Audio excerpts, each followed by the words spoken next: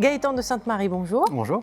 Vous êtes entrepreneur et président Auvergne-Rhône-Alpes de l'association Entreprendre pour apprendre et vous êtes accessoirement l'auteur de l'ouvrage Ensemble, on va plus loin.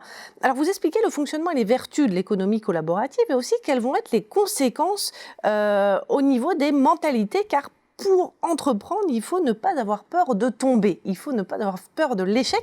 C'est d'ailleurs ce qui vous est arrivé vous-même quand vous avez créé votre première entreprise. Finalement, après, vous avez rebondi, vous avez créé une deuxième entreprise. Mais on a l'impression qu'en France, dans un système très élitiste, finalement, cette notion d'échec est très peu valorisée. Et ça commence d'ailleurs peut-être par la crainte du système de notation qu'on inculque aux enfants dès le plus jeune âge. Ça commence aussi par la façon dont on considère l'école. Est-ce que vous savez qu'en France, plutôt, la fête de l'école, c'est à la fin de l'année? Quand les cours sont finis. Quand les cours sont finis. Aux États-Unis, la fête de l'école, c'est au début de l'année, quand ça commence. C'est incroyable, c'est deux mondes différents. Exactement. Rien que cette différence, je trouve, explique beaucoup de choses. Beaucoup de choses. L'autre chose qu'on peut regarder, c'est comment nos enfants, comment nous, avons-nous appris à marcher? On a essayé, puis on est tombé. Puis nos parents nous ont relevés, puis on a essayé, puis on est retombé, etc., etc. Et puis c'est comme ça qu'aujourd'hui, on sait marcher. Donc pourquoi considérer que pour apprendre, pour grandir, pour se former, pour entreprendre, pourquoi considérer qu'il faille faire différemment? Il faut tester. Parfois ça marche pas. Et quand ça marche pas, on apprend, et puis on fait différemment le coup d'après. Alors justement, c'est ce que permet l'association que j'évoquais juste avant, Entreprendre pour apprendre. Ça permet aux jeunes de 9 à 25 ans de tester, de se confronter à l'entrepreneuriat en créant des mini-projets, c'est ça? Exactement. En fait, l'objectif, c'est de permettre aux jeunes de véritablement créer une entreprise à l'école, accompagnés de leurs professeurs. C'est en général le professeur qui est à l'initiative de la démarche, qui souhaite porter cette démarche pendant un an avec les jeunes dans son collège, dans son lycée.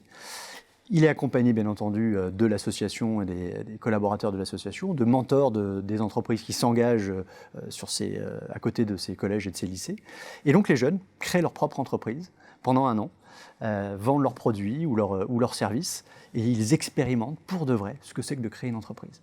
Et notre objectif, bien entendu, ce n'est pas uniquement de former des entrepreneurs au sens entreprise du terme, mais c'est de diffuser cette notion de l'entrepreneuriat au sens large. Et entrepreneuriat au sens large, c'est porter des projets, mettre en œuvre sa vie dans des projets.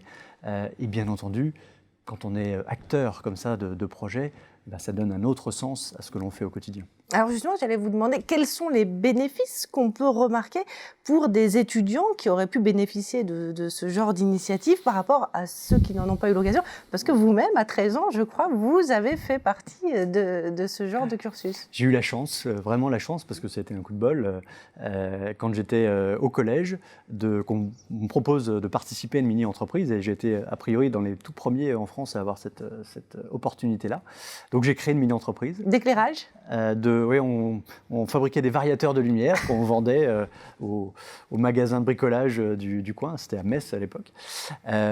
Et en fait, on a vécu toute une expérience d'entreprise en un an, à tel point, pour vous raconter une anecdote, c'est que quand la démarche avait été proposée, ça a eu un tel succès que 2 mini-entreprises se sont créées au même moment, avec notre professeur de technologie à l'époque.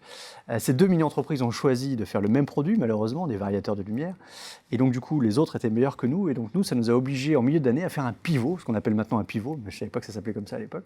Et donc, de changer de produit. Donc, vous voyez, on a expérimenté en modèle réduit ce que c'est que la vraie vie d'une entreprise au quotidien. Merci beaucoup, Gaëtan de Sainte-Marie. Merci à vous.